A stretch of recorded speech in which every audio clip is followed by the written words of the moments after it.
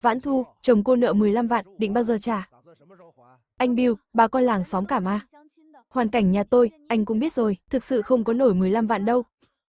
Thế là cô không muốn trả tiền? Tôi không phải không muốn, mà là nhà thực sự không có tiền. Tôi thấy cô chồng cũng được đấy, tôi có mối làm ăn này.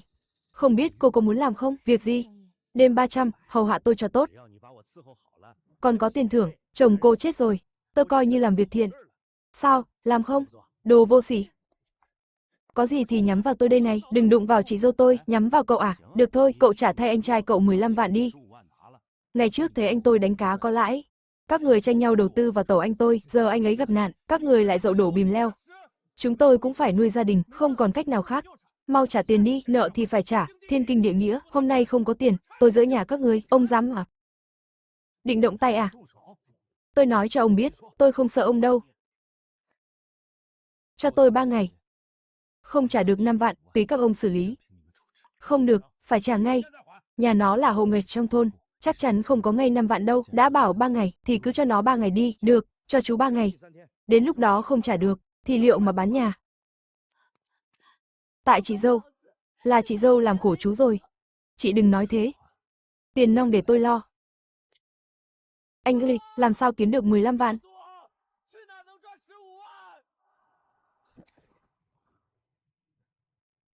Tôi mệt mỏi quá.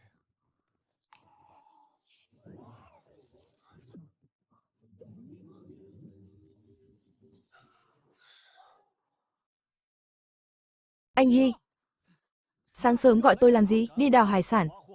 Đào sâu xuống 3 thước. Chỗ này làm gì có cua? Cứ nghe tôi, đào đi. Anh Hy, có đồ này. Cua hoàng đế. Thế này đáng bao nhiêu tiền? Quả nhiên không tệ. Thạch Lỗi ưỡn thẳng lưng. Từ hôm nay, vàng dưới biển này, chúng ta muốn bao nhiêu có bấy nhiêu.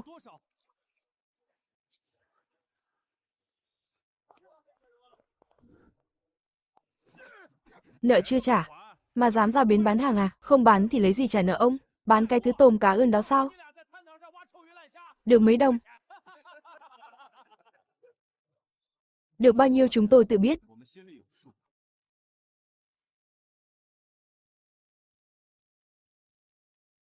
Thế còn cái này, cũng bẩn à?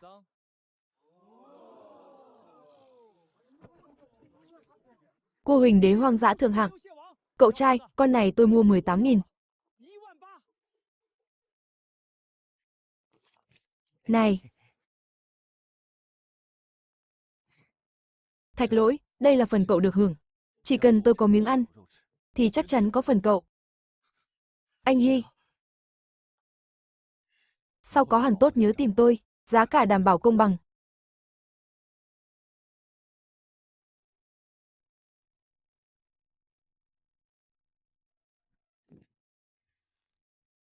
Chị dâu, 9.000 đây.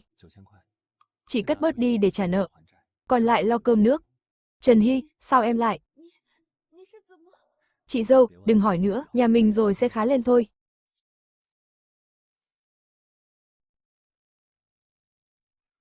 Quăng lưới ở đây. Anh Hy, nước lên rồi. Hôm nay nước có dâng tận cổ. Tôi phải lấy bằng được thứ dưới đó.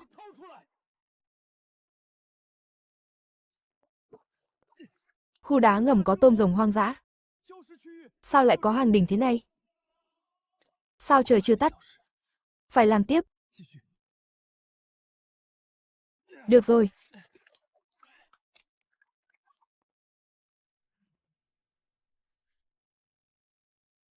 Đi thôi.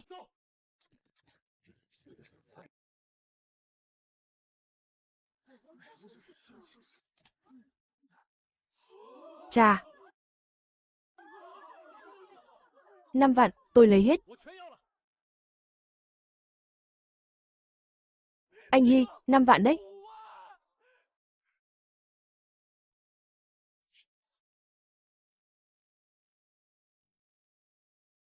Trần Hy, Tô Vãn Thu, cút ra đây cho tao. Trần Hy đâu? 3 ngày rồi. Tiền đâu, Trương Bưu? Mày mở mắt chó ra mà nhìn cho kỹ, 5 vạn đây. Cầm tiền rồi cút. Còn dám bén mảng đến nhà họ Trần lần nữa, tao bẻ gãy chân mày, cút. Chị dâu, từ không ai dám bắt nạt chúng ta nữa.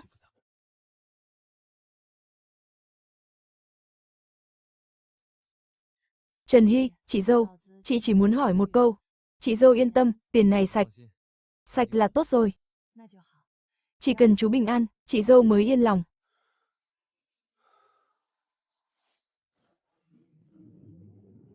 Hàng ngon thực sự đều ở ngoài biển cả.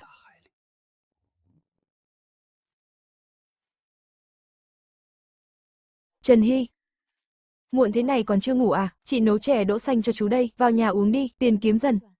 An toàn là nhất. Chị dâu yên tâm. Em biết mà.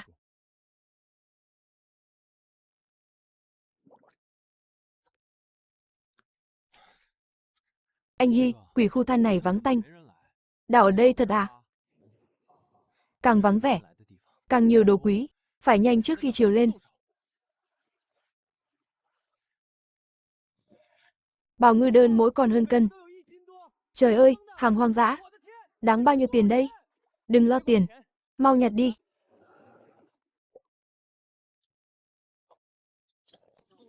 Khoan đã cậu ơi. Đừng động vào bào ngư này, trời đất, phẩm chất này. 10 năm khó gặp.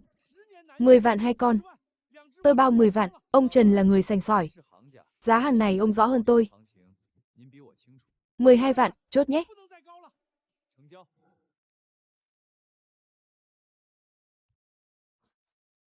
Có hàng tốt nhớ gọi tôi. Nghề này học ai, gia truyền à?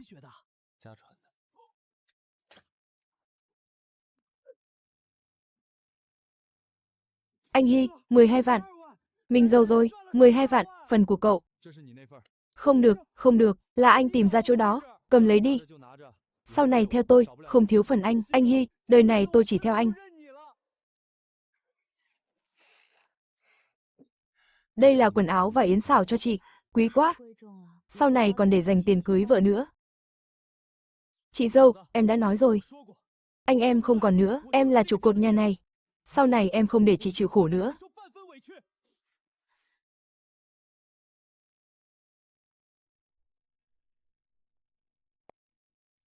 Chị dâu, chị mặc thế này đẹp như bà quý tộc. Em định thuê thuyền ra khơi. Không được, anh em cũng vì thế mà mất. Chị không cho em đi. Không nói nữa. Chị dâu, chỉ đánh bắt gần bờ. Đảm bảo an toàn. Chị dâu, em lấy mạng đảm bảo. Nhất định đưa anh Hy về an toàn. Em thề, em xin thề với trời. Không để chị dâu lo lắng.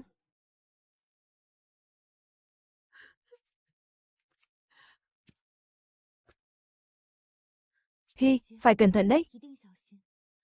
Nếu lại xảy ra chuyện gì, nhà này tan nát mất.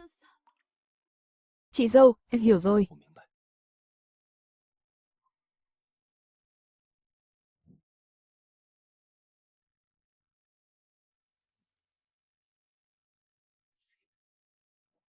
Chính là chỗ này. Lấy xà beng cậy tảng đá này ra.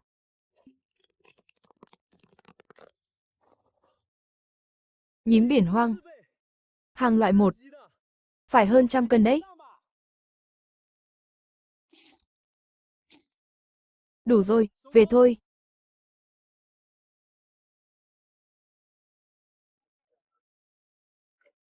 Hàng đẹp đấy. 12.000, tôi lấy hết. 12.000 ít quá. Hàng ngon thế mà trả giá đó. Ép giá à? 15.000 đi, 18.000.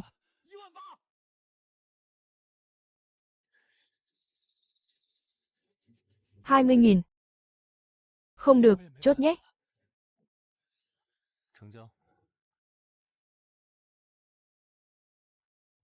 Cảm ơn anh Hy. Cứ đà này, chẳng mấy chốc mà giàu. Chưa đủ, muốn hàng ngon phải ra khơi. Có cách để ra khơi ngay. Ý anh là thuê thuyền. Bác Trương muốn thuê thuyền nhỏ. Cọc 10.000 mỗi ngày, giá thuê 2.000.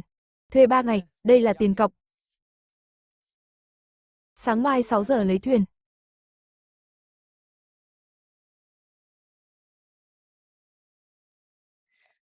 Tôi đi lễ chùa, cầu cho anh bình an. Chị dâu, tôi đi rồi về ngay. Anh nhớ cẩn thận. Mai là có hàng lớn rồi.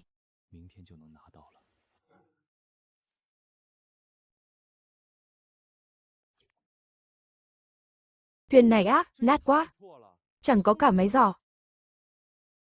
Không cần máy giỏ đâu, thuyền này đủ rồi.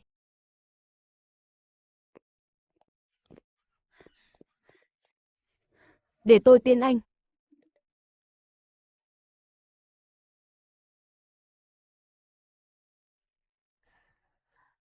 Đi đường cẩn thận, chị dâu yên tâm, tôi sẽ về an toàn.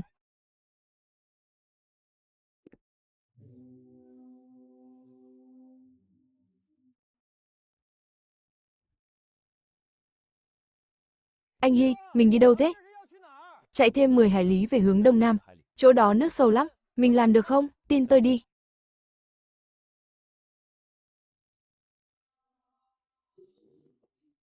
Tới rồi, chính là đây, thả neo, Thạch Lỗi chuẩn bị thả lưới. Anh Hy, mình đi đâu? Hướng đông nam, thêm 10 hải lý. Nước sâu lắm, tin tôi đi.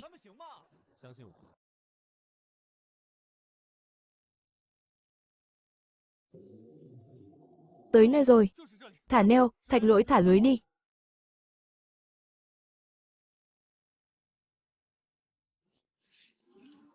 Thạch Lỗi, thả lưới.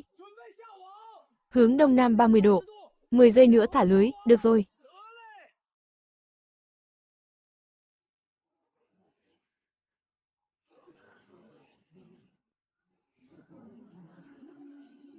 Được rồi. Anh Hy, anh nhìn kìa. Giữ chặt dây. Anh Hy, không giữ nổi nữa. Giữ chắc vào. Chính là mẻ lưới lớn này. Lên nào.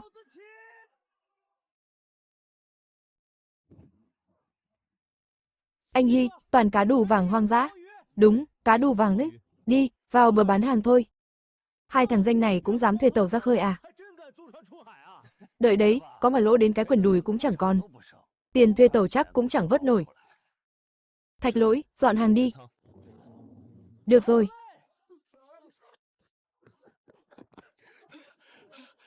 Đừng động, để tôi xem nào. Hàng hoang dã ít nhất 20 năm. 15 vạn, chốt giá lấy hết. Chú em, sau này có hàng nhớ báo anh đầu tiên nhé.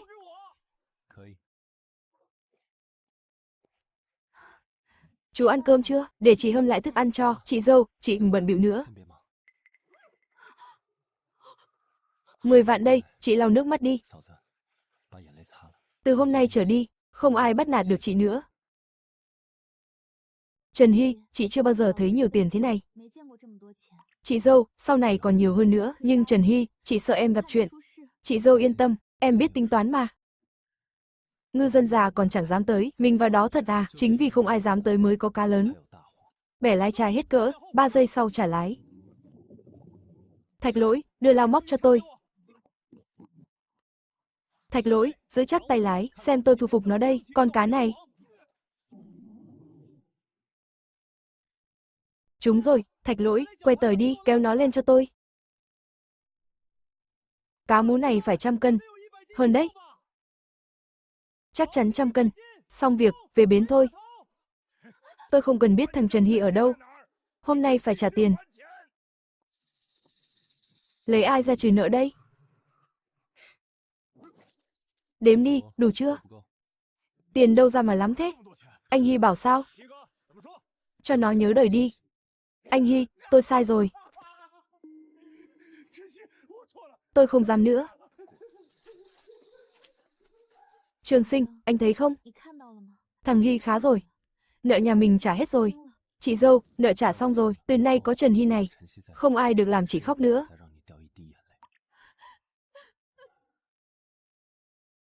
Hy, Lỗi. Tối nay chị làm cá kho cho hai đứa. Chị dâu cũng ăn nhiều vào. Được, được. Anh Hy, đời này tôi theo anh. Anh bảo nhảy xuống biển tôi cũng làm. Anh em mình có phúc cùng hưởng, có họa cùng chịu. Không phải ánh vàng, là ánh ngũ sắc. Anh Hy, đó là vùng cấm. Dân Trài bảo vào đó là mất xác, nơi đó mới là kho báu thật sự. Con tàu Thương Hải thuê này chẳng còn chứa nổi chí lớn của tôi. Chúng ta phải mua một con tàu thật sự rẽ sóng ra khơi.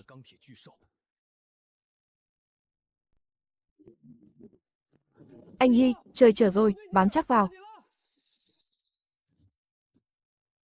Anh Hy, có người rơi xuống nước, không kịp nghĩ ngợi nữa. Đừng sợ, tôi đến đây. Tỉnh lại đi, tỉnh lại đi. Là anh cứu tôi. Tôi đi ngang qua thấy cô gặp nạn, cảm ơn anh tên gì? Tôi là Trần Hy, còn cô là Thẩm Dịch Lâm. Các anh là dân Trài à? Ừ, bọn tôi đi đánh cá. Tôi xem cá các anh đánh được không? Trời ơi, toàn đồ tự nhiên. Số tôm này đáng giá lắm. Hàng này phải bán chỗ sang trọng. Giá sẽ cao hơn nhiều. Nhà tôi quen mối làm ăn này. Tôi sẽ giới thiệu cho anh. Tại sao giúp tôi? Vì anh cứu mạng tôi. Cho tôi xin cách liên lạc. Vài hôm nữa tôi gọi. Anh Hy, cô này được đấy.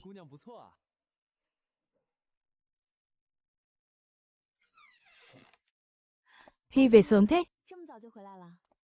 Em mang bánh cho chị đây. Chà, hộp bánh trông đắt tiền quá. Bạn tặng đấy. Bạn nào, khách sao thế? Con gái à? Sao chị biết? Bánh này chỉ con gái mới chọn thôi. Hy, chú động lòng rồi à? Người khiến chú để tâm chắc không tầm thường đâu.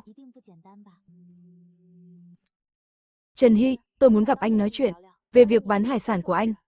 Chiều nay anh rảnh không? Tôi đưa anh đi gặp bố tôi, gặp bố cô. Vâng, bố tôi kinh doanh ở Lam Hải, ông có nhiều mối hàng cao cấp lắm. Vậy phiền cô rồi.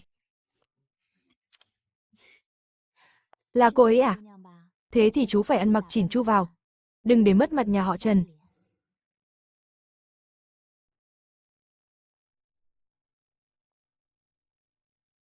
Hôm nay anh khác quá. Rất bảnh. Đi thôi, bố tôi đang đợi ở hội sở. Anh đừng căng thẳng. Chỉ cần anh thể hiện năng lực, ông ấy chắc chắn sẽ công nhận anh. Chào ông Thẩm, tôi là Trần Hy, mời ân nhân của Dịch Lâm ngồi.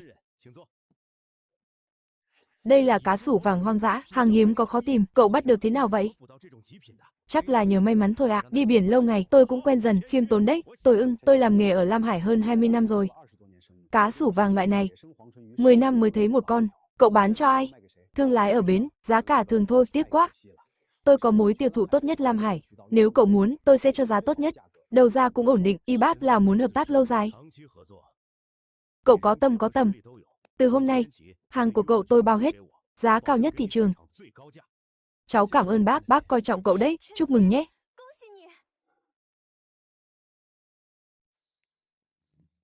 Trần Hy, bác Thẩm cử tôi đến lấy hàng.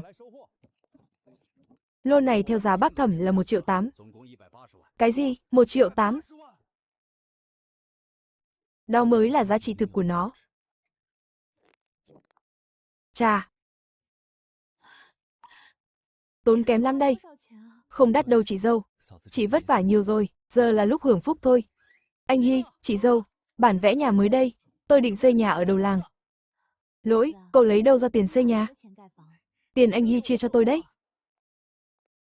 Hy, chú đang nghĩ gì thế? Chị dâu, chúng ta cũng nên đổi sang nhà rộng hơn thôi. Anh Hy, bước tới mình làm gì? Gom tiền mua tàu cá chuyên dụng. Alo, Dịch Lâm à, Trần Hy, nhận được tiền hàng chưa? Bố tôi muốn mời anh đi ăn, để chúc mừng hợp tác. Được, mai mấy giờ? Anh Hy, cô Thẩm lại tới kìa. Đây là lần thứ mấy rồi nhỉ? Mẻ cá mú này đẹp quá. Giá thị trường phải 800 một cân, chỉ là may mắn thôi, rõ ràng là do anh giỏi. Bố tôi bảo anh là thợ săn biển bẩm sinh. Vậy cảm ơn cô Thẩm. Chờ xếp hàng chút nhé. Mình qua kia ngồi chút nhé. Được. Trần Hy, dạo này bận lắm nhỉ? Tranh thủ trời đẹp đi vài chuyến. Anh không thấy mệt à? Không mệt. Ra khơi tôi thấy tự do lắm. Có lúc tôi cũng muốn đi cùng anh. Để xem biển khơi trong mắt anh. Luôn sẵn lòng. Trần Hy, nay được nhiều không? Chị dâu gửi biếu chị mấy con cá mú. Anh Hy, tiền hàng hôm nay xong rồi, tổng cộng 320.000. Nhiều thế hả chị dâu? Mới chỉ một chuyến thôi đấy, nửa tháng nay. Chúng ta kiếm được gần 2 triệu rồi. Trần Hy. Thật hả? Anh Hy, tôi thấy cô Thẩm với anh, chẳng đơn thuần là làm ăn đâu. Đừng có nói bậy. Người ta đến bàn công việc thôi.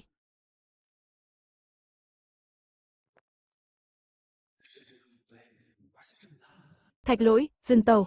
Ở lại tàu đợi tôi xuống xem sao. Vâng, anh Hy cẩn thận nhé.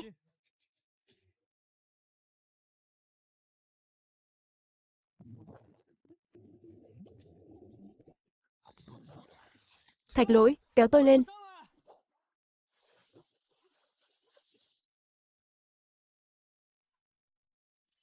Đây là ngọc trai. Ngọc trai tự nhiên cực phẩm đấy.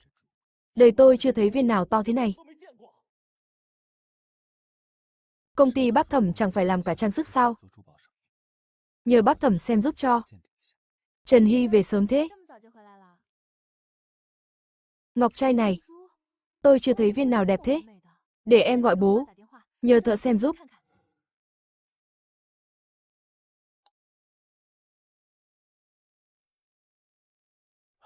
Thưa ông, tôi làm nghề 30 năm rồi. Chưa thấy viên nào đẹp thế. Giá thị trường ít cũng 15 triệu. Tôi mua 18 triệu tiền mặt. Ông thấy sao? Chốt ạ, cảm ơn bác Thẩm.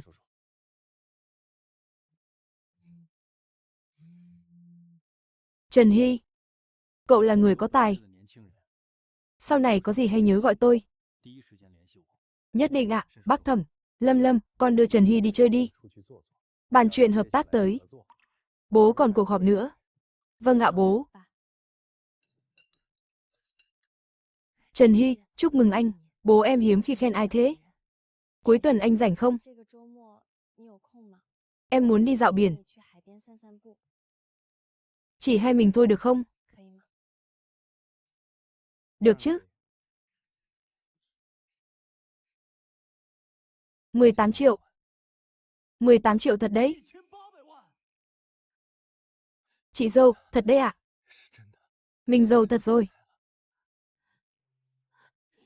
Trần Hy, mấy năm nay em khổ rồi. Giờ tốt rồi, tốt thật rồi.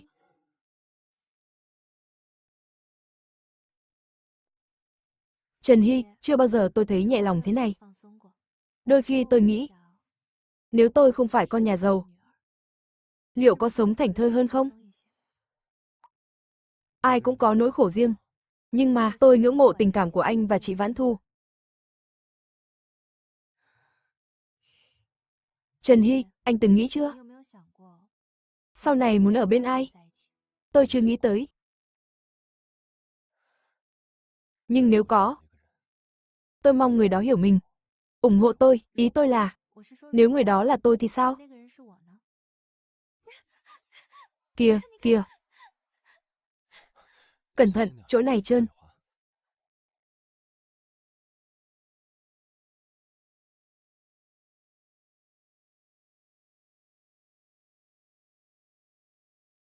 Anh nghĩ dưới biển sâu còn bao bí mật?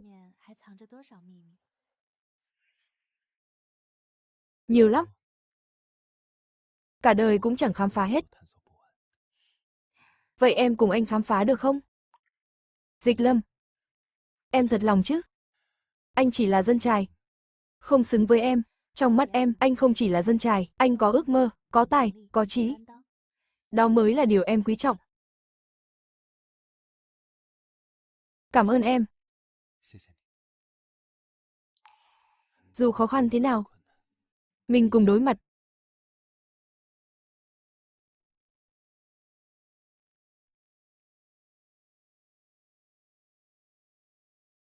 Trần Hy về rồi đấy à?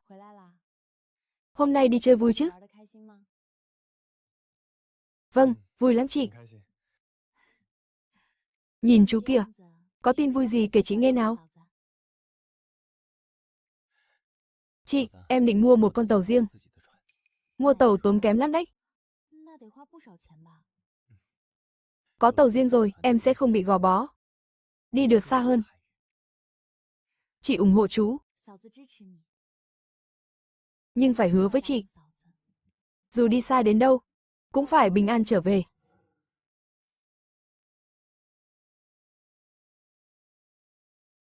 Trần chủ, ông xem con tàu này đi. Có radar ở định vị mới nhất đấy. Chịu sóng gió cực tốt. Được. Vỏ tàu chắc chắn. Máy móc ổn. Lấy con này. Chốt con này nhé. Tàu này bao nhiêu? Trần chủ, con này 6,5 triệu ạ. Lấy con này. Tôi trả đủ tiền luôn. Anh Hy, mình có tàu rồi. Đặt tên Thần Đồng. Chị dâu, anh Hy mua tàu rồi. Nhà mình có tàu rồi chị ạ. Chị dâu, tàu đánh cá chuyên dụng đấy. Máy móc ngon lắm, sau này tôi đi biển xa được rồi. Hy này, phải hứa với chị. Dù đi xa mái, cũng phải bình an về nhé. Chị dâu, em hứa. Về em đón chị dọn nhà mới. Biển sâu ngoài kia. Còn bao nhiêu lộc biển. Thần Đồng là con át chủ bài của tôi. Thạch Lỗi, nhổ neo thôi.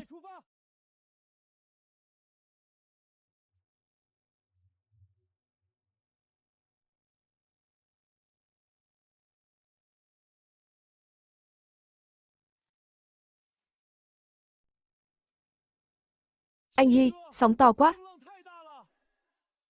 Hay mình về tránh sóng đi.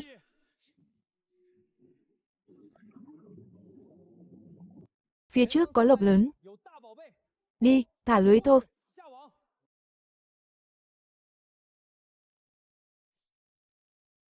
Giữ chắc tay.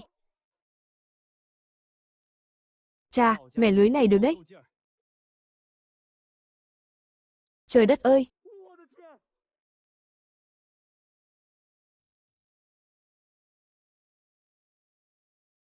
Cá ngừ vây xanh tự nhiên. Con nào cũng hơn 150 cân.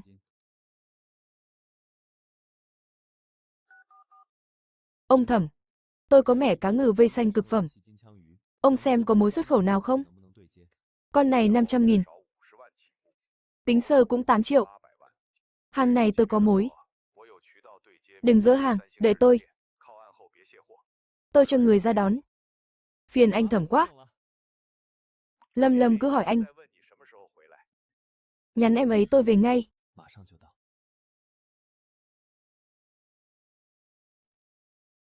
Chuẩn bị cập bến. Đêm nay phát tài rồi.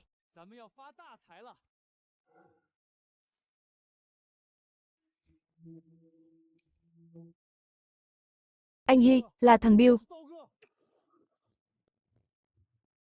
Trần Hy, dừng tàu lại. Mày chỉ là dân lẻ. Sao lần nào cũng trúng? Trên vùng biển này, hàng phải qua tay tao. Khôn hồn giao ra đây, tao cho mày 2 phần. Tham thế, thằng Bill. Tao bảo không thì sao, thì xác mày ở lại đây. Anh Hy, liều thôi. Đừng, đông lắm.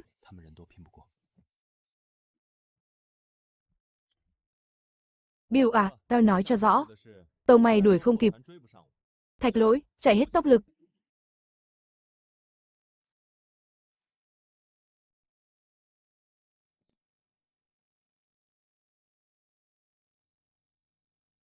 Anh Hy, đá ngầm. Đâm tàu đấy.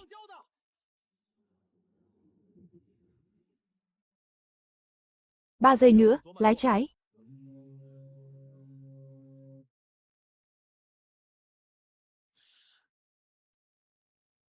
Đồ vô dụng, đuổi theo.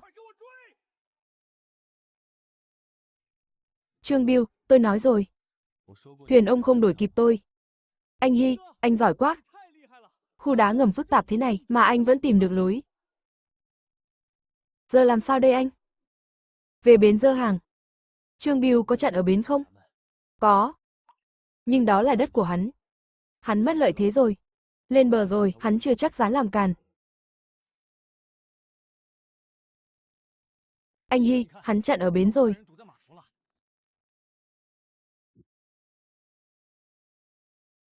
Trần Hy, mày còn dám về à? Đây là bến công cộng. Sao tôi không dám? Tao làm ở đây 20 năm rồi, đây là đất của tao. Hôm nay tao phế mày.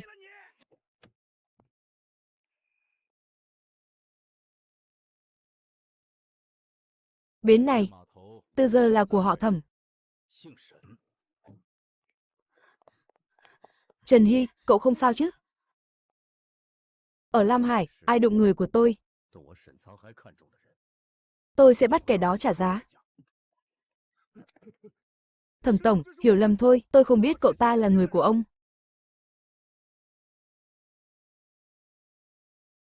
Nửa tiếng trước, bến cũ này đã thuộc về tập đoàn họ Thẩm.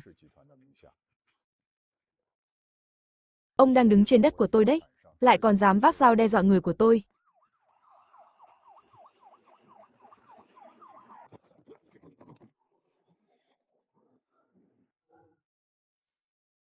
Trần Hy, tôi sẽ không tha cho ông đâu. Đi thong thả nhé, nhớ ăn cơm tù cho no vào. Trần Hy, sau này đi đâu nhớ dẫn thêm người. Tôi sợ ông gặp nguy hiểm. Tôi hứa với cô, nhất định sẽ bình an trở về. Trần Hy, số hàng này tôi lấy hết, giá gấp 3 lần thị trường. Thẩm tổng, đây là mối của tôi. Hàng của ông, chia đôi lợi nhuận. Ông là đối tác duy nhất của tập đoàn Thẩm. Đa tạ Thẩm tổng đã cất nhắc, tôi đồng ý. Trần Hy, tối kia nhà tôi có tiệc. Bố tôi sẽ công bố chuyện này, ông chính thức là đối tác của tập đoàn. Thế thì long trọng quá. Dịch Lâm, cái mặt dây chuyền này em lấy ở đâu?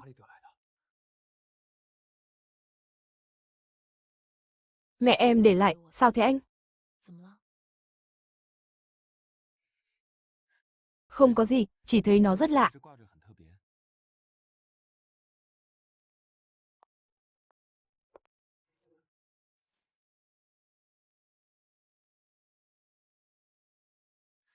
Anh có vẻ quan tâm đến nó nhỉ?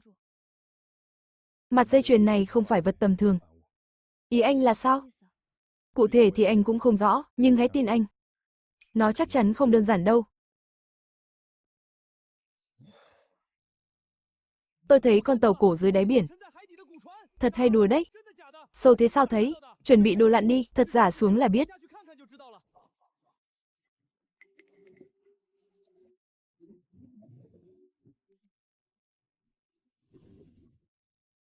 Thạch Lỗi thấy rồi. Tàu cổ thật rồi.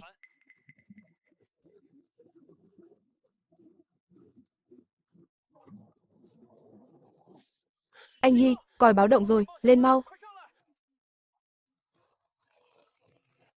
Chết tiệt, vướng rồi. Sắp hết dưỡng khí rồi. Tôi chết ở đây sao? Đồ ngốc, đợi tôi về. Tìm thấy rồi.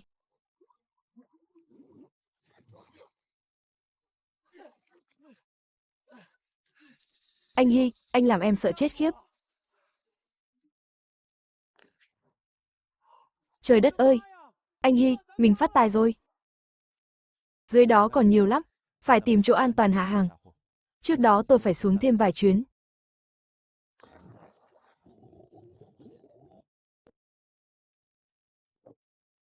Muộn 3 năm rồi. Cuối cùng cũng không uổng công.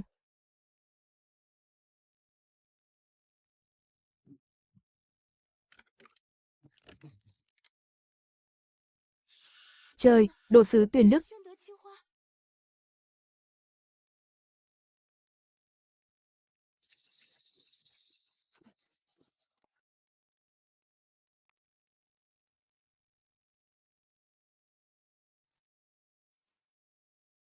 Thằng bé ở làng trài, mà vớt được đồ thật.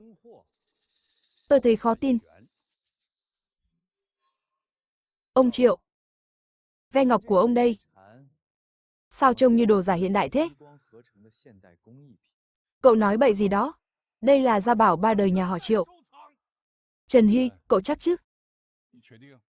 Ông Thẩm không tin cứ đi giám định. Tôi cá con ve này chưa đầy 10 năm. Bố, Trần Hy không nhìn nhầm đâu.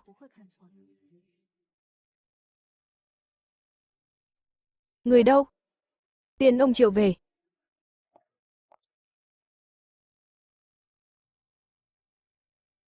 Trần Hy, mắt cậu tinh thật đấy. Lô hàng này đem đấu giá lãi gấp 3. Đành nghe theo vậy. Trần Hy, về mau. Anh ơi, bên này có chuyện rồi.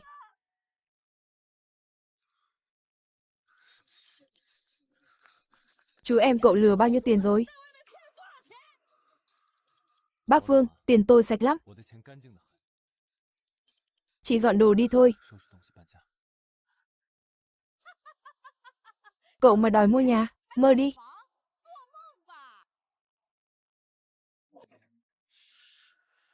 Bác Vương, nhà nát này tôi không cần. Vì tôi mua biệt thự rồi. Cả đời bác cũng không chạm nổi cửa. Đi chị dâu, em đưa chị đi xem nhà.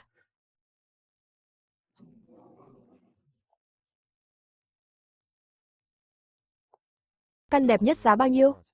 Căn biệt thự nhà vua ạ, 50 triệu, trả thẳng còn 48. Không cần giảm giá, 50 triệu, trả thẳng, ngay bây giờ. Trần Hy, đắt quá.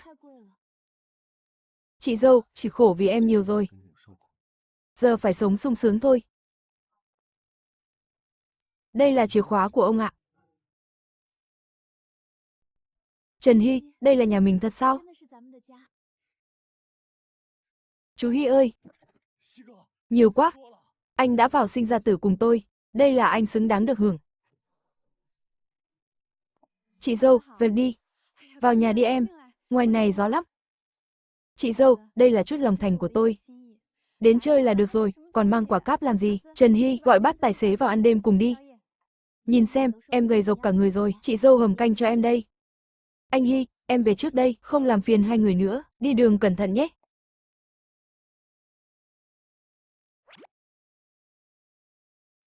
Gió biển dễ chịu thật.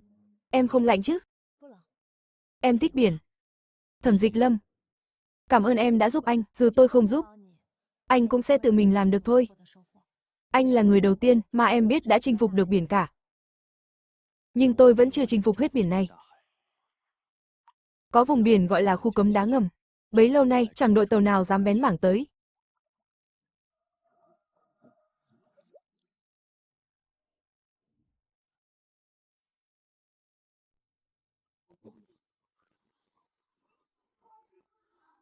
Anh Hy, sóng to quá. Về tôi anh. Thêm chút nữa. Chỉ là nó sâu quá. Tàu mình chưa tới được. Anh Hy, không đi được nữa. Quay đầu, nhớ lấy chỗ này. Đợi tôi có đồ tốt. Vùng cấm này sẽ là vinh quang của tôi. Anh điên à? Sóng gió thế mà cũng đi. Xong giấy tờ công ty rồi. Công ty thủy sản Lam Hải. Người đại diện là anh. Tôi là đồng sáng lập. Mưa to thế này, em phải ở nhà đợi chứ. Anh tắt máy 3 tiếng rồi. Em sao ngồi yên được?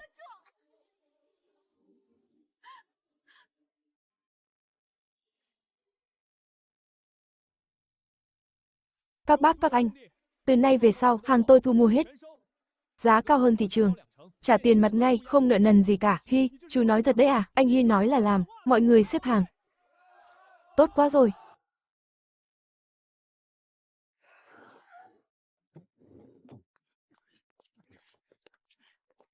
Dám cướp mối của ông Triệu ở Lam Hải. Đập phá cho tao.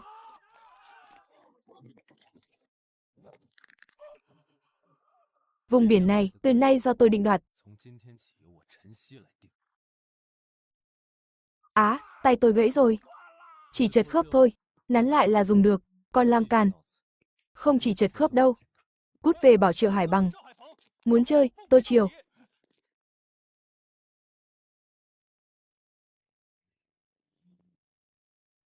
Tàu Hải Phong chặn hết đường đi rồi. Đừng có mà rượu mời không uống, lại muốn uống rượu phạt, quỳ xuống nhượng công ty cho tôi.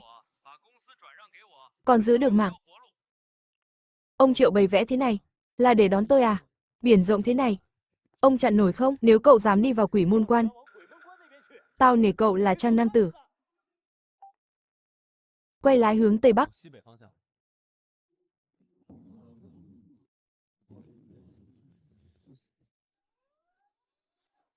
Phía trước là đá ngầm Quỷ Môn Quan đấy, cố lên. Giữ chắc, nghe tôi, bẻ lái trái.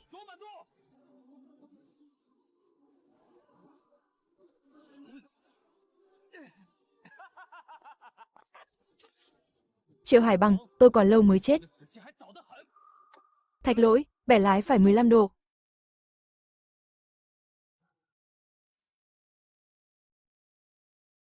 Anh Hy, chúng ta còn sống. Không chỉ là sống. Biển này đầy của ngon. Thả lưới sâu 200 mét.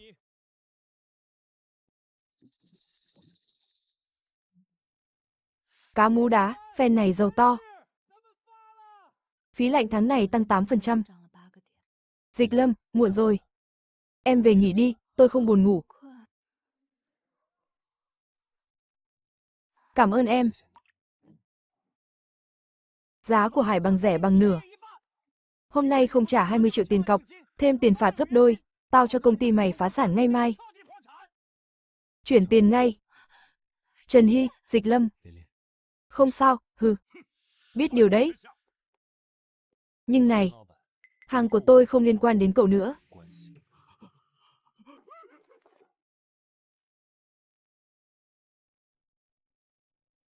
Hải đồ báo dưới kia có rãnh sâu 1000 mét. Chính là chỗ này. Chuẩn bị kéo lưới sâu.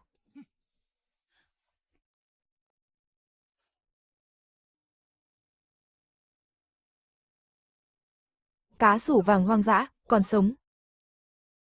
Hàng cực phẩm. Tổng cộng 5 con. Phen này giàu to rồi. Trời ơi, phải bắt bằng được. Cá sủ vàng sống, giá chốt. 500.000 một con. Đừng ai mắc lừa. Cá sủ vàng tuyệt chủng lâu rồi. Thằng nhà quê này rõ là cá chết ngâm hóa chất. Mày nói láo. Trần Hy, nếu không có giấy kiểm định, tôi cho đóng cửa xưởng. Cứ đợi mà xem. Giấy tờ tới ngay đây. Xem mày bịa thế nào.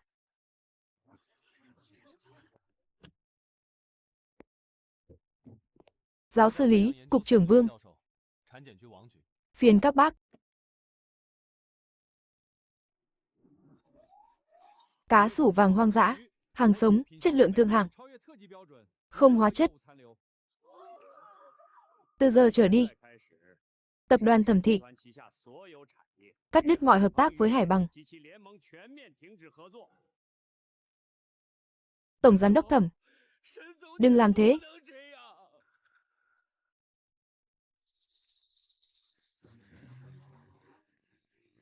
Bộ vest này hợp với ông đấy.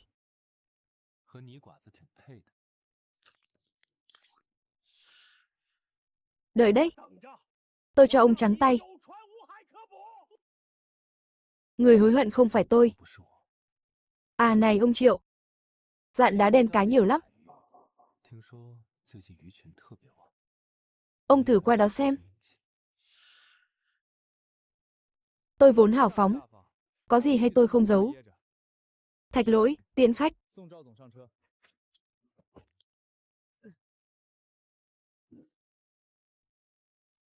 Từ mai, cả thành phố này.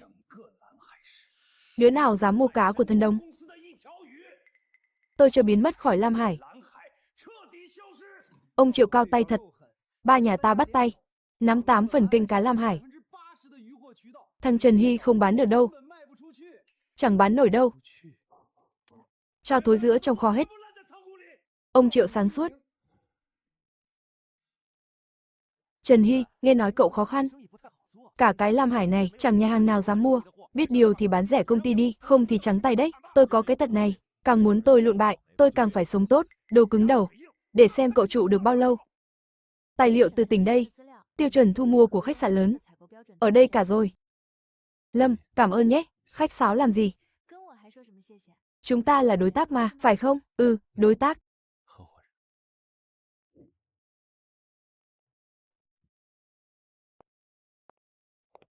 Mọi người, đây là Trần Hy bên Thần Đồng. Chào giám đốc Trần. Quốc khách quán muốn mua giá cao hơn 30. Ký hợp đồng cung ứng độc quyền. Hợp tác vui vẻ. Trần Hy là người, tôi để mắt tới, đụng đến nó là đụng đến tôi. Tôi biết lỗi rồi. Tôi không dám nữa. Muộn rồi. Thẩm Thương Hải, ông không thể làm vậy.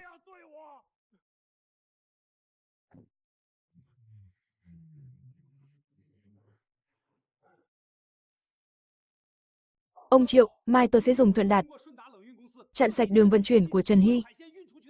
Được, lần này cho thằng đó không còn đường ngóc đầu dậy. Ông Triệu yên tâm, chủ Thuận Đạt là anh họ tôi. Việc này cứ để tôi lo. Anh Hy, nguy rồi. Thuận Đạt hủy hợp đồng rồi. Bảo xe hỏng hết cả. Hàng hôm nay không đi được. Chắc chắn là Triệu Hải Bằng giở trò, đã đoán trước rồi, quay thuyền tới Quỷ Khu Than. Chỗ đó ai dám bén mảng tới. Chính vì không ai dám tới mới có báu vật.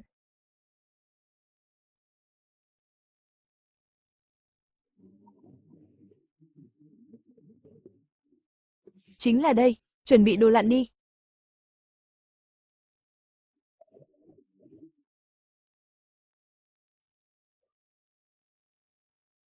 Vàng, màu vàng, chẳng lẽ là cực phẩm trong truyền thuyết, 22 ly, tròn trịa không tì vết, giá bèo cũng phải 30 triệu. 30 triệu. Anh Hy, mình giàu to rồi. Giàu thật rồi. Anh Hy, cô Dịch Lâm gọi này. Trần Hy, anh về mau đi. Triệu Hải Bằng điên rồi, hắn định. Công ty Thần Đồng, không có kho lạnh đạt chuẩn.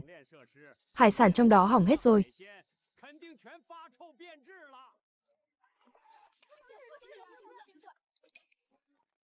Lam Hải là công ty lớn nhất, có hệ thống kho lạnh hiện đại nhất. Ông Triệu, thế này đã đủ chuẩn chưa? Xây từ bao giờ? Trước khi ông định phá tôi. Ông Triệu, tôi nắm thóp ông rồi. Anh Trần, nghe nói anh vừa trúng lớn. Thưa các vị, đây là báu vật tôi tìm được. Ngọc trai vàng tự nhiên cực phẩm. Trời ơi! Anh Trần, chúng tôi xin mua với giá 30 triệu. 30 triệu. Ông Triệu làm nghề lâu năm rồi. Mà chẳng biết nhìn hàng sao.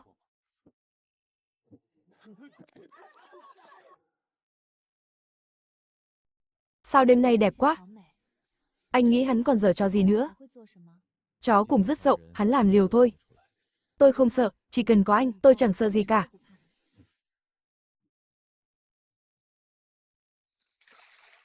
Anh Hy, nguy rồi. Triệu Hải Bằng thuê mấy chục xe tải, chặn đường độc đạo ra khỏi căn cứ, chặn sạch rồi anh ạ, hắn còn dọa đốt trụi căn cứ. Cái gì, nó dám ư? Linh Linh, báo công an đi. Tôi gọi ngay đây. Anh Hy, kịp không? Kịp, nó dám giở trò này. Tôi sẽ bắt nó trả giá. Trần Hy, xem mày xoay sở thế nào. Ông Triệu, chặn đường là phạm pháp. Triệu Hải Bằng, anh chặn đường trái phép, phá hoại dự án trọng điểm của thành phố. Nay tôi bắt giữ anh theo pháp luật. Dự án trọng điểm gì cơ? Ông Triệu, tôi báo cáo chính quyền. Hành vi chặn đường bằng vũ lực và âm mưu phóng hỏa đã phạm luật hình sự.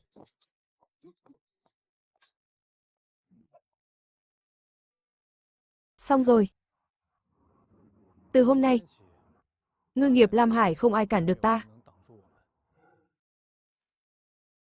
Muộn rồi, em về nghỉ sớm đi. Em không buồn ngủ, muốn ở bên anh. Kéo áo vào đi. Vâng. Anh Hy. Chết rồi. Sao thế, xong đời rồi, xong thật rồi, bọn chúng điên rồi. Nói rõ xem, thằng Vạn Tài bên Vạn Hưng làm sao, cả thằng Tôn Kiến Quốc bên Hải Thịnh nữa, chúng huy động hơn 30 tàu công suất lớn trong đêm, chặn đứng 3 luồng lạch chính của Lam Hải ta, chặn sạch không còn lối thoát. Cái gì, chúng dám ngang nhiên thế sao? Bến tàu đang loạn hết cả lên, bọn chúng muốn ta có tàu mà không có biển để đánh, muốn nhốt chết ta trong cảng, chúng coi tôi là quả hồng mềm để nắn à? Anh Hy, giờ tính sao đây? Có báo chính quyền không anh? Không cần, vậy ta cứ làm thế này, đợi à? Ai bảo đợi? Anh Hy, anh điên rồi à? Vùng biển Thủy Tiên Sầu đó, bao năm qua ở Lam Hải, bao nhiêu tàu bỏ mạng ở đó, anh không biết sao? Biết mà anh còn đâm đầu vào, đá ngầm dày đặc, dòng nước thì quái đản, ban ngày còn chẳng ai dám bén mảng, huống hồ giờ là nửa đêm, thế nên chúng mới không ngờ tôi sẽ đi đường đó, nhưng mà... Nhưng lỡ tàu chìm thì sao? Tin tôi đi. Được, anh Hy. Anh bảo đi đâu, tôi đi đó. Hướng quỷ khu than thẳng tiến. Chúng tưởng chặn đường chính là nhốt được tôi sao? Đêm nay tôi đưa cậu đi đường tử, cướp đường sống của chúng.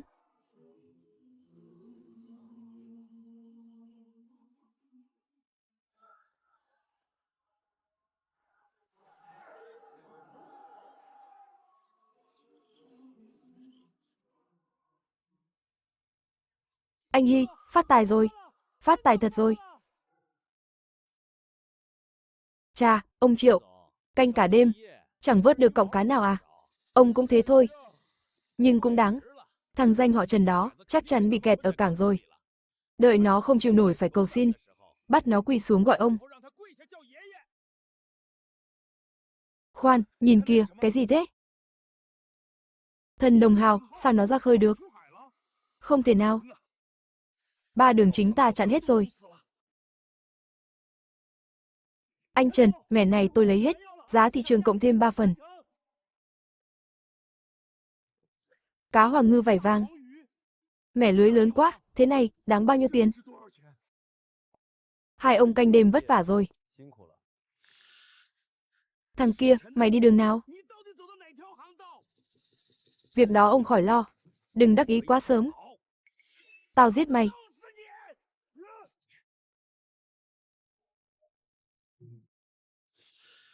Đụng vào anh Hy à? Bước qua sát tao trước đã. Gãy xương sườn rồi.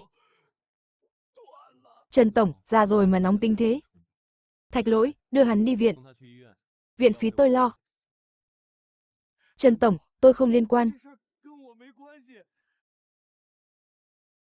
Vậy ý ông là muốn tiếp tục hợp tác? Đúng, hợp tác, hợp tác. Sau đây xin mời Giám đốc Trần Hy và đối tác mới.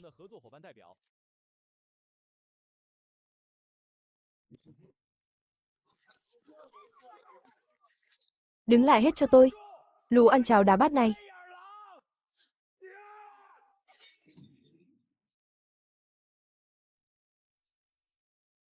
Triệu Hải Bằng. Bao năm vẫn nóng nảy thế.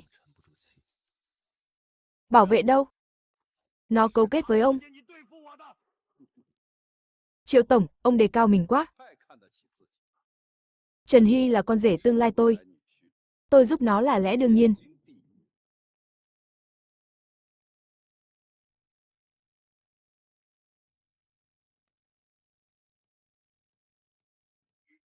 Tôi nhường tàu cho ông. Xin tha cho tôi. Tôi đã nói rồi. Kẻ hối hận không phải tôi. Tôi đưa hết tài sản cho anh. Chỉ xin tha mạng. Ông còn tài sản sao?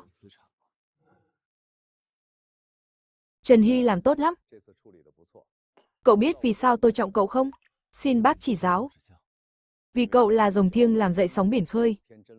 Tôi, Thẩm Thương Hải, cả đời này gặp không biết bao nhiêu người trẻ, nhưng người có bản lĩnh, có thủ đoạn mà vẫn giữ được tâm sáng như cậu, chỉ có một. Dịch Lâm, con chọn người giỏi đấy. Bố.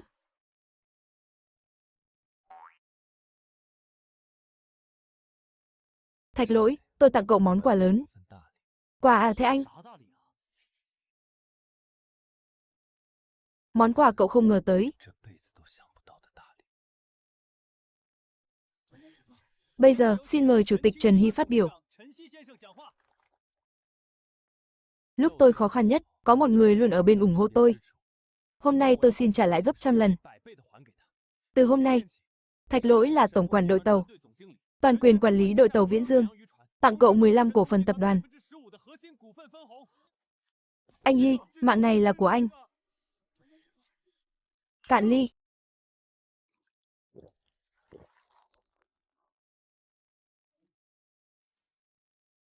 Trần Hy, đây là hợp đồng nhà. Tôi lấy tiền bán viên ngọc mua đấy. Để tên chị dâu. Dịch Lâm, nhà mua rồi. Nhà tốt không sợ nhiều. Chị dâu đã vất vả vì cậu nhiều rồi. Nhà này là của chị, cảm ơn em. Chị! Trần Hy, về mau đi. Trước cửa sau, bỗng chục người lạ mặc đồ đen tới. Khiêng nhiều hòm gỗ đỏ. Mình đắc tội ai rồi sao?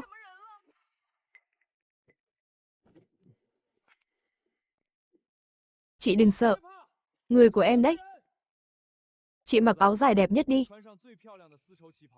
Trần Hy đón chị về nhà. Trần Hy. Thật sự cho chị ở sao? Chị xứng đáng mà. Chị, em và Thạch Lỗi chuẩn bị đấy. Nhưng đắt quá. Chị ơi!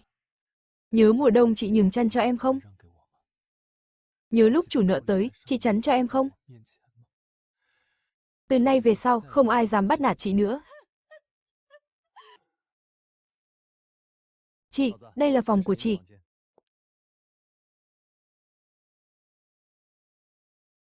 Trần Hy. Anh em mà còn thì tốt biết mấy. Anh đang nhìn chúng ta đấy.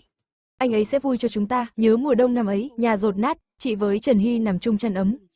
Nhớ lúc chủ nợ tới, tôi quỳ xuống đất van xin nó thư thả cho mấy ngày. Chúng xô tôi ngã xuống bùn. Trần Hy à, tôi nằm mơ cũng không ngờ, có ngày được ở căn nhà thế này. Chị dâu, từ nay không ai bắt nạt chị được nữa. Trần Hy, chị dâu.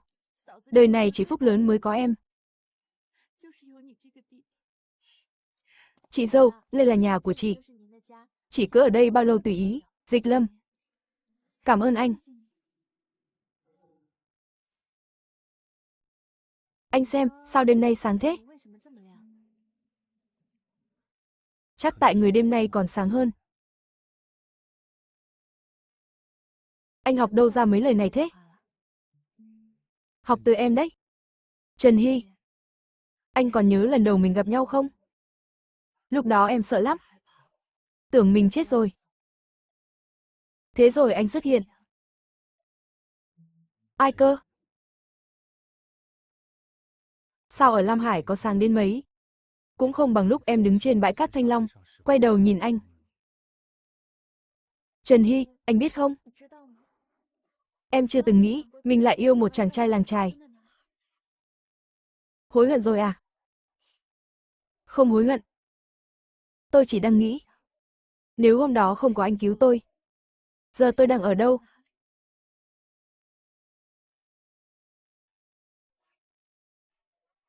Anh hứa với em, dù có chuyện gì, anh cũng phải về bình an. Ý em là sao? Em cứ thấy anh có tâm sự gì đó. Không, em nghĩ nhiều rồi. Thẩm Dịch Lâm, anh hứa với em, anh sẽ luôn bên em.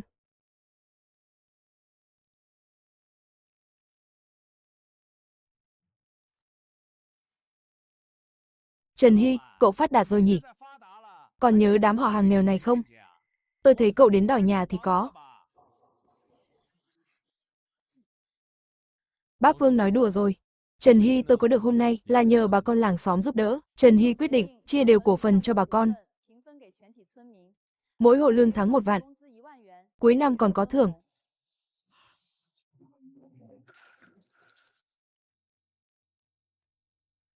Bác Vương.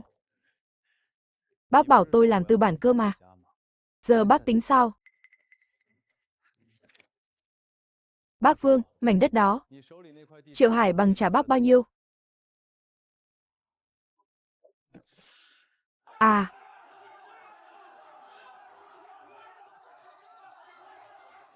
Đây là bản đồ tôi nhờ người lấy từ Cục Hàng Hải. Bản đồ thủy văn khu vực cấm. Anh Hy, anh Định. Tôi biết chỗ đó. Chỗ đó nguy hiểm lắm. Anh không được đi. Chúng ta giờ đủ đầy cả rồi, anh còn muốn gì nữa? Thạch Lỗi. Có chuyện chú không hiểu. Tôi không hiểu thật. Tôi chỉ sợ anh biết nhiều quá, rồi mất mạng thôi. Đây là danh sách tài sản thần đồng. Và di chúc của tôi. Nếu tôi không về được, công ty giao cả cho chú. Anh Hy, đừng dọa em. Tôi không dọa chú. Chị dâu, nhớ chăm sóc. Cả Thẩm Dịch Lâm nữa. Anh Hy, em không cần mấy thứ này. Em chỉ cần anh bình an về thôi. Anh em của Trần Hy tôi là để ở lại giữ cơ nghiệp. Nếu tôi không về, chú là chủ thần đồng. Thay tôi chăm chị dâu. Anh Hy, anh quyết thật rồi sao? Ừ, tôi nhờ anh việc này. Anh nhất định phải sống mà về. Thạch Lỗi, chú thấy ánh sáng dưới đáy biển chưa? Thứ ánh sáng đó, người thường cả đời chẳng thấy được, nhưng tôi đã thấy rồi. Và tôi biết, nó là của tôi. Thạch Lỗi, nhớ kỹ lời tôi. Giữ lấy công ty, đợi tôi về. Anh Hy, em đợi anh.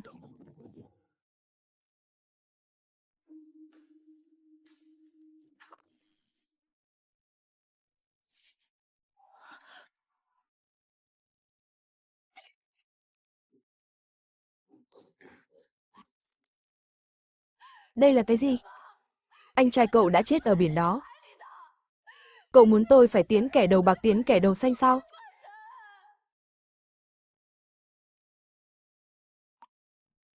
Thứ gì quan trọng hơn mạng sống?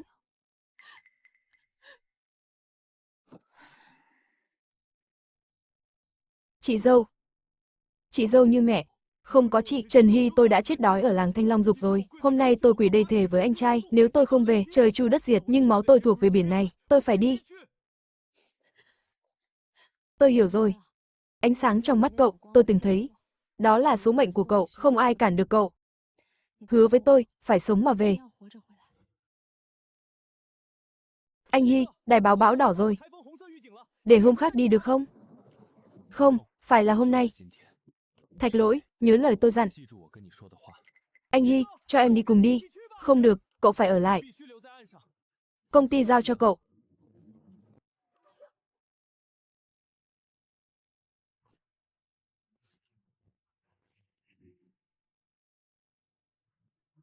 Anh Hy, tín hiệu kém quá. Anh đang ở đâu? Vừa vào vùng cấm, radar ngừng mất tín hiệu rồi. Anh Hy, hay là quay về đi, không kịp nữa rồi, bão vây kín tôi rồi.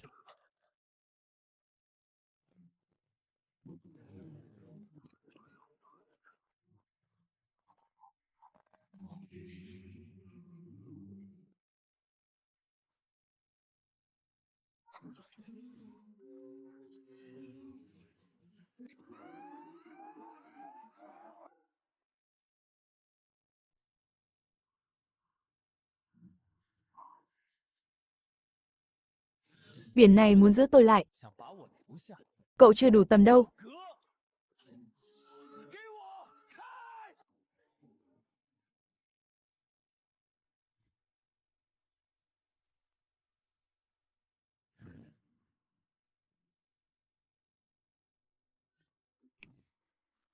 Anh Hy, tình hình sao rồi? Mất tín hiệu gần phút rồi. Ông Mã, nghe rõ không? Tôi ổn, tìm thấy rồi. Ngay phía trước 300 mét. Chuẩn bị cầu đi. Hôm nay ta phát tài rồi.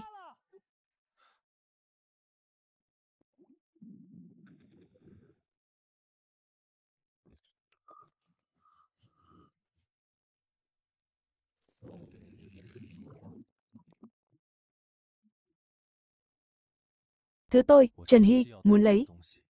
Diêm Vương cũng không giữ nổi. Được, bám chắc vào.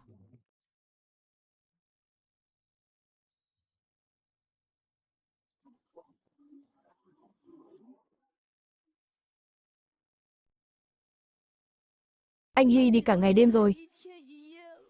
Sao chưa về nhỉ?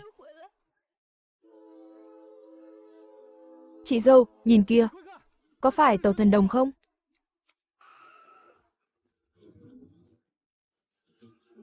Các người làm gì đấy? Tránh ra, tàu của anh em tôi.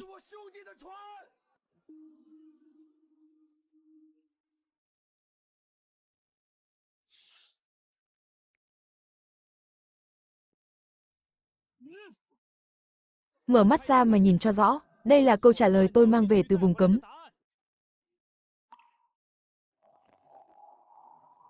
Ước tính sơ bộ, số cổ vật này trị giá hơn 80 tỷ.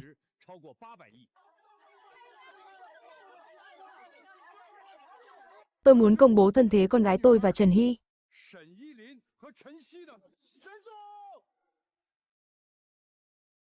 Thẩm tổng, tỉnh vừa duyệt xong rồi. Giấy phép khu công nghiệp biển Thần Đồng. Thẩm tổng, đây là dự án tôi đã trình.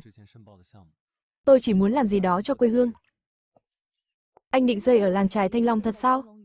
Đó là nơi tôi khôn lớn. Tôi không thể quên gốc gác, thưa bà con làng xóm, tôi quyết định chia 30 cổ phần du lịch cho bà con từng giúp đỡ tôi. Theo kế hoạch, mỗi hộ được chia 1 triệu mỗi năm. Thế tôi cũng có phần chứ?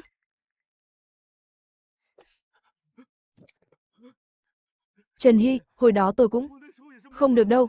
Cút đi, đừng làm bẩn chỗ tôi. Biết thế này, thì đã chẳng làm thế.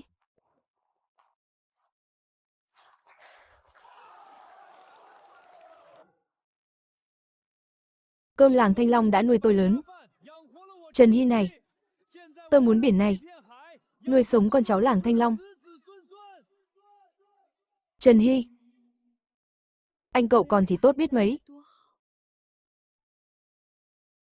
Anh có mệt không?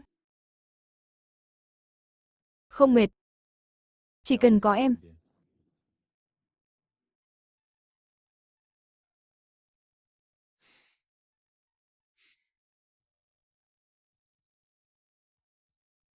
Em lấy anh nhé.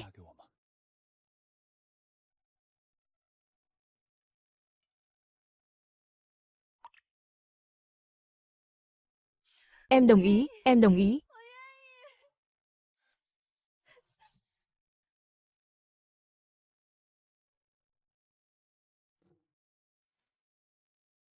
Thưa quý vị, từ hôm nay, tập đoàn Thẩm Thị và Thần Đồng sẽ hợp nhất. Người chèo lái tập đoàn mới chính là con rể tôi, Trần Hy.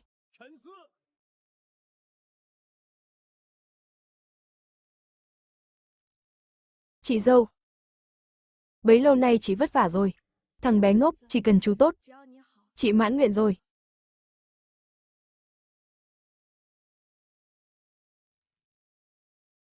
Trần Hy, từ hôm nay, tập đoàn này giao cho con.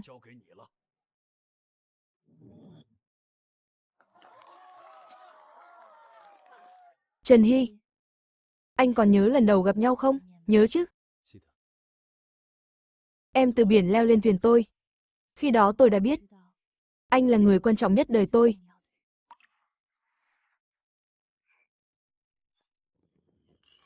Vùng biển này tôi quyết. Huyền thoại mới bắt đầu. Trần Hy, chú đang nghĩ gì thế? Tôi đang nghĩ về vùng biển tới. Anh Hy, anh lại định ra khơi à? Biển này nhỏ quá, chứ không nổi chí lớn của tôi. Người trẻ tuổi à? Có chí là tốt, nhưng đừng quên nhà là nhất. Bác Thẩm yên tâm, cháu biết chừng mực.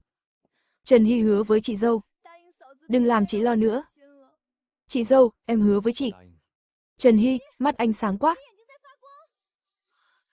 Sắc vàng đẹp quá. Đây là kim đồng biển sâu. Nó cho anh thấy báu vật đẹp nhất. Báu vật gì?